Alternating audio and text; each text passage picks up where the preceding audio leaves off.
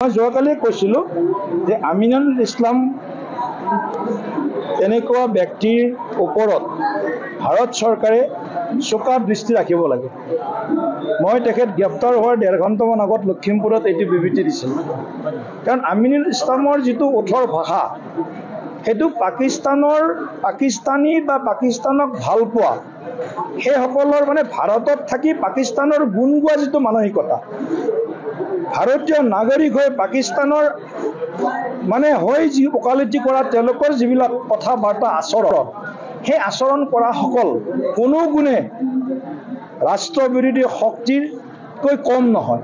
গতিকে এওঁলোককো ৰাষ্ট্ৰবিৰোধী আইনত এওঁলোকৰ আচৰণ ব্যৱহাৰ বক্তব্যৰ বাবে ৰাষ্ট্ৰবিৰোধী আইনৰ আওতালৈ আনি এওঁলোকৰ ওপৰতো এটা বিহিত আৰু শক্তিশালী আইনী ব্যৱস্থা ভাৰতীয় ন্যায় সংহিতাৰ মাধ্যমত গ্ৰহণ কৰিব লাগে। এইটো মোৰ অসম চৰকাৰৰ প্ৰতিও আহ্বান আৰু ভাৰত চৰকাৰৰ প্ৰতিও আহ্বান।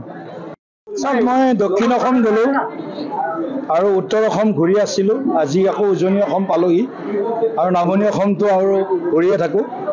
উজনি, নামনি, উত্তৰ, দক্ষিণ অসম চাৰিওফালে গঞা ৰাইজৰ